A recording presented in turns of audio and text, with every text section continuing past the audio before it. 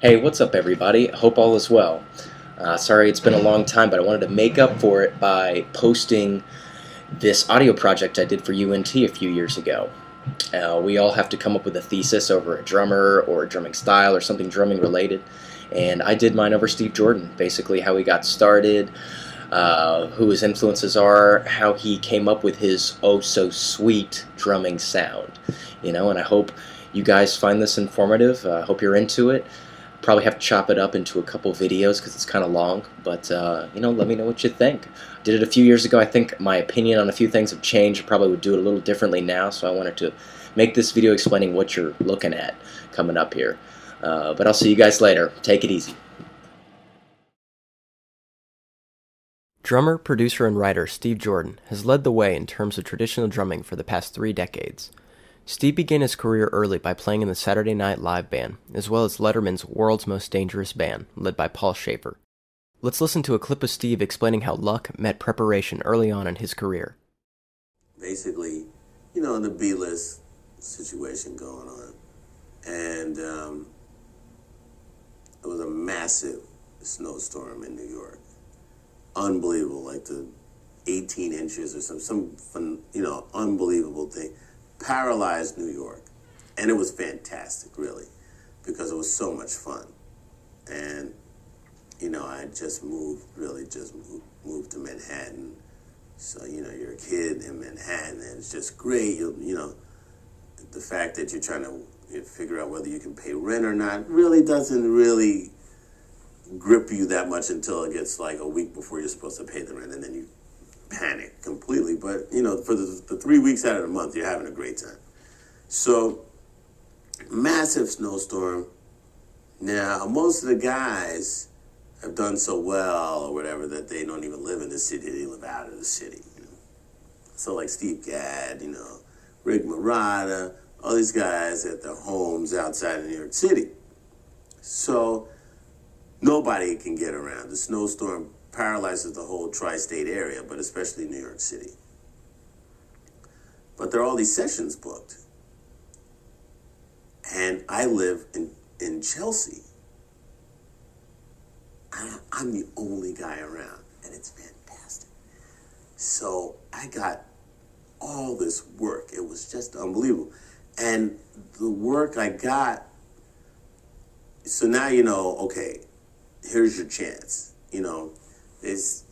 People would ask me, they say stuff like, you're so lucky. So I'm not luck. Luck is when preparation meets opportunity. If I had sucked during this period of time, I would not have worked ever again because I played on everything. And if I was no good, I wouldn't have been playing on anything anymore, okay? So I'd worked really hard to get to a certain point, and then I got a chance to play on some stuff. And I took advantage of the situation, played on a tremendous amount of recordings, jingles, everything. And that, through that snowstorm, changed my career. Steve's career moved quickly thereafter, working with artists such as Chuck Berry, Booker T and the MGs, James Brown, Eric Clapton, Sheryl Crow, the Brecker Brothers, Bob Dylan, Aretha Franklin, Lauryn Hill, Billy Joel, B.B. King, John Mayer, the Rolling Stones, Sonny Rollins, David Sanborn, John Scofield, Bruce Springsteen, and James Taylor, to only mention a few. The reason I believe Steve's playing is so popular to such a wide range of artists is because of his more musical approach to playing. These days, when you think of the drummers that are making headlines in drum enthusiast magazines, they're usually chops-based drummers. By chops-based playing, I mean that these drummers are focused more on the technical aspect of drumming, such as chops and fills, than playing what the music calls for. Although the reason is complicated, in my opinion, this kind of playing has become popular because of the flood of drumming magazines, DVDs, and books over the past couple of decades that focus solely on the technical side of the instrument, as opposed to the musical side. Simply put, how can someone who focuses their practicing almost entirely on mechanical exercises expect to play musically? Drumming to these players has become a race to see who can play the loudest, the fastest, for the longest amount of time. With Steve, however, the music takes precedent over the instrument. Steve's playing never takes attention away from the song or any of the other instrumental parts. His drumming always serves to enhance the music and work as a part of the whole. Some have called this approach song drumming. Rather than spending most of their practice time working on licks, a song drummer will study a specific groove, song, album, or drummer. This gives the drummer a huge sound bank of grooves and tones to use in a way that fits the song best. Let's hear Steve explain this approach in his own words. Every song has its own life, has its own identity.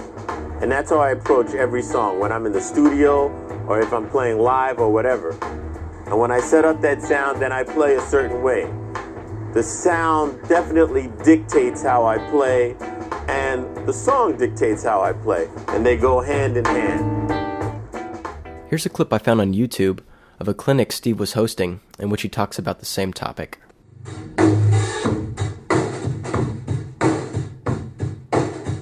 Dennis knows about that with Funkadelic Days, when you lay that thing way back. Glenn Goins and the fellas. But you see, that's that thing. Now, that's a whole different feel. But he's still playing the same, it's the same times, the same beats per minute. Okay? Now we play something else on the top side of the beat, and it'll be a whole different record. Check it out.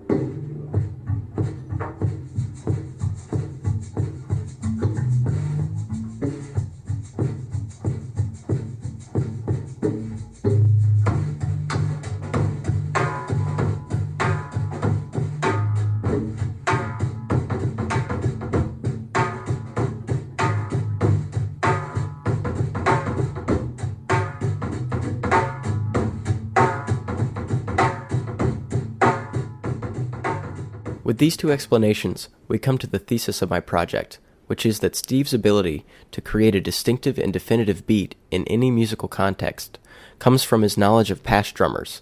In other words, Steve samples ideas from his favorite drummers of the past to create a groove that's authentic to the style being played.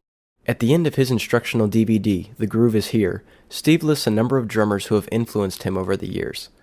I've collected sound bites of Steve and of a few of his favorites listed on the DVD to illustrate how similar they sound. When listening to the samples, pay close attention to all aspects of the drumming, from the drum beat to the feel to the pitch and tone of the drums and cymbals themselves.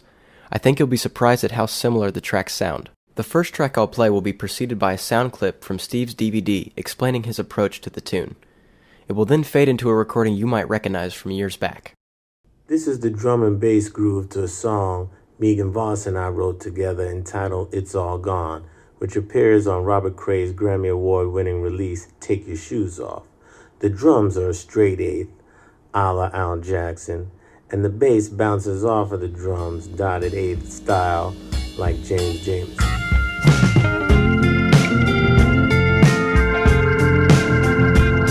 Tell me what you're thinking, baby. What's on your mind?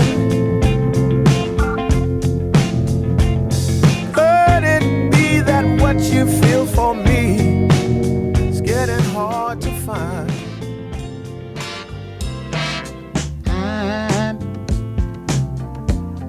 I'm so in love with you. Whatever you want to do is all right with me.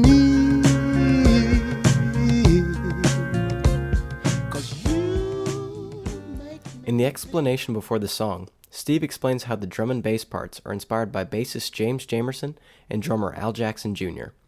Jamerson was a member of the world-famous Funk Brothers band that served as the Motown Records backing band in Detroit.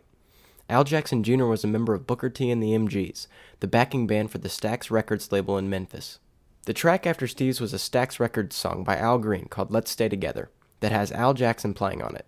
You can hear how everything from the deep sound of Steve's snare to the thickness of his hats sounds similar to Jackson's.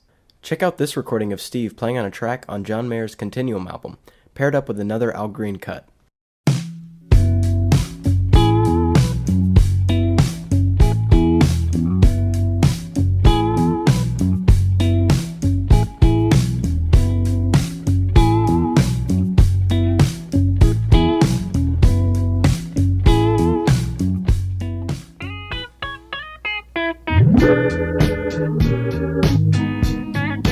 Love and happiness. But wait a minute, something's going wrong. Someone's on the phone. 3 o'clock in the morning. Yeah. Talking about. Now that you're getting the idea, I'll start to present the examples more quickly. The first track will be one of Steve's favorite drummers, while the second will be Steve. Let's listen to this Stax Records track by Gene Knight with Al Jackson Jr. playing drums, and compare it to a cut from Herbie Hancock's Possibilities album featuring John Mayer with Steve on drums. Mr. Big Stuff, tell me, who do you think you are, Mr. Big Stuff? You're never gonna get my love, Mr. Big Stuff. You're never gonna break my heart, Mr. Big Stuff. You're never gonna make me cry, Mr. Big Stuff. Stitched up, out of my mind, feeling strung out, lagging behind, all trapped in. Can't do a thing because I'm locked down. Stitched up, feeling the burn, all strung out. I finally learned that trapped in.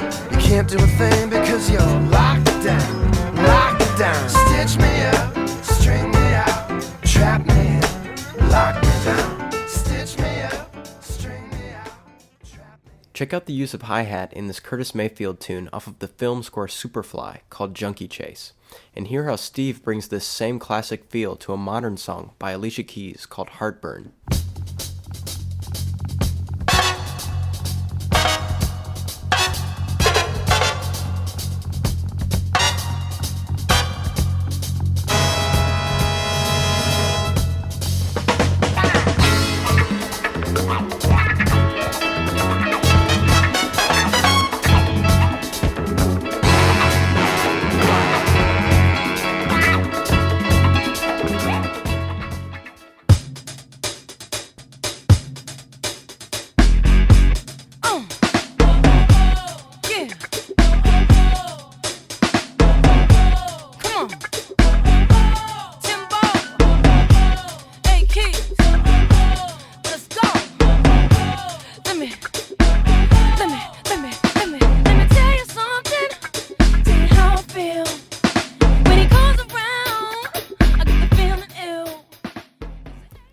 Here's a track by Curtis Mayfield and the Impressions called We're a Winner, followed by a track off of John Mayer's Continuum album called Waiting on the World to Change.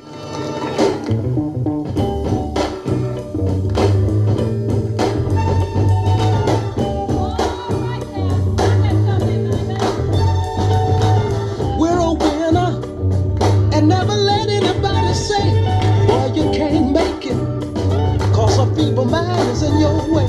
No more tears do we cry, and we have finally dried our eyes, and we're moving on up, moving on up. Lord have mercy, we're moving on up, moving on up. Me and all my friends, we're all misunderstood. They say we stand for nothing and there's no way we ever could. Now we see everything that's going wrong with the world and those who lead it. We just feel like we don't have the means to rise above and beat it. So we keep waiting, waiting, waiting on the world to change. We keep on waiting, waiting, waiting on the world to change. James Brown drummers Clyde Stubblefield and Jabo Starks influenced Steve's funk drumming immensely. Listen to Clyde's groove on Give It Up or Turn It Loose by James Brown, and see how closely the groove Steve plays on his instructional video resembles it. Clyde.